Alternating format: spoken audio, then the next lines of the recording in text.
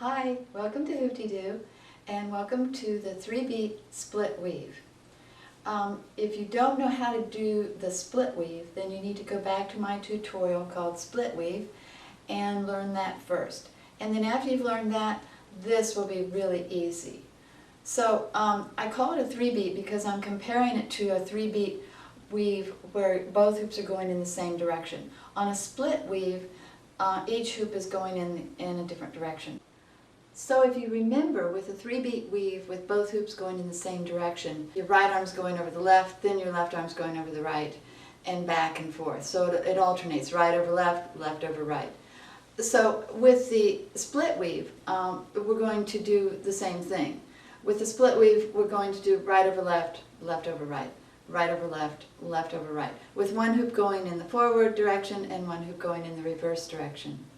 Okay, so that's the similarities between the 3-beat weave and the 3-beat split weave.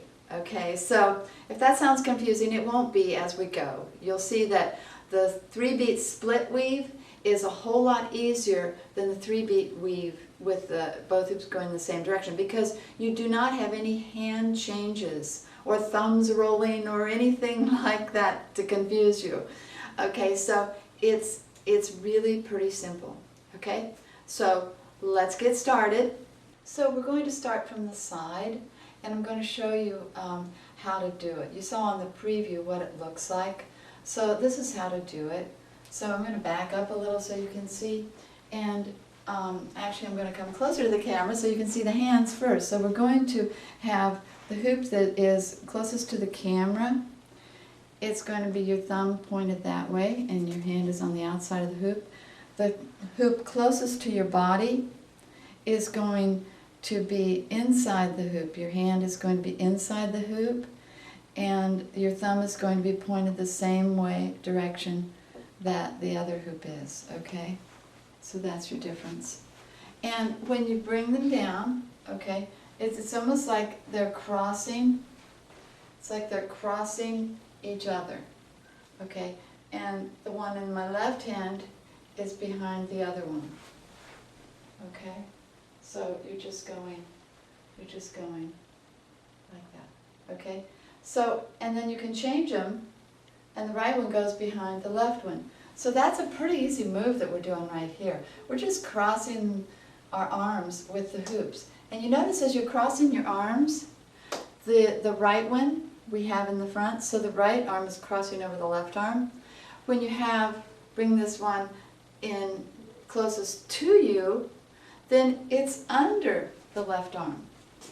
So you've got it right under, right over. Okay, so if you're working on the right hoop over, then you would bring it in front and bring them up. So you start with the hoops crossed, and the one closest to your body, the left hoop, is underneath, and it's going to be doing the reverse weave. Okay, so it comes up like this. Okay, that's going to be the reverse weave.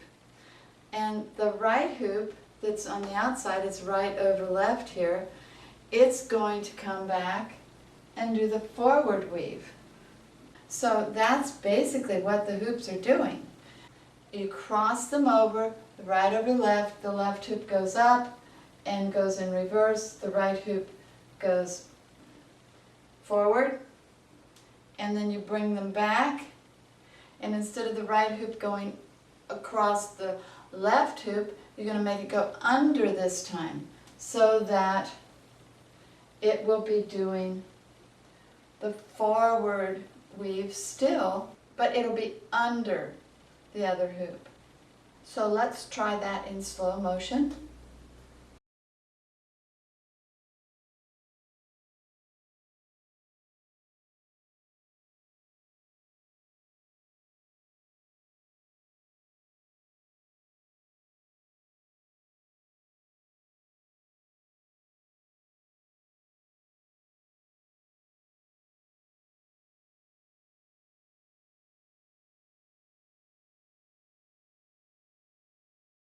Okay, and you can make them, the hoops, go in sync.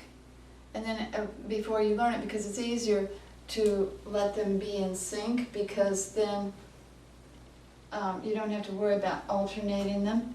Okay, so the right over left, left over right, right over left, left over right.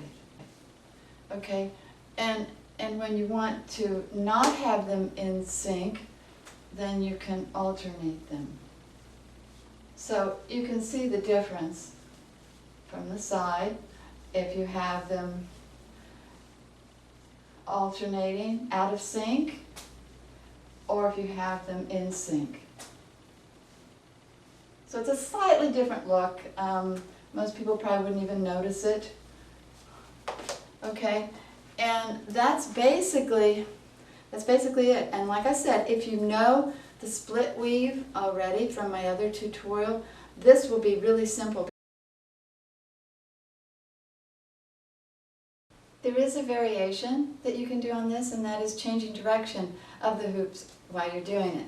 So what it would look like, I'll show you from the front first, is you're going in left over right, right over left.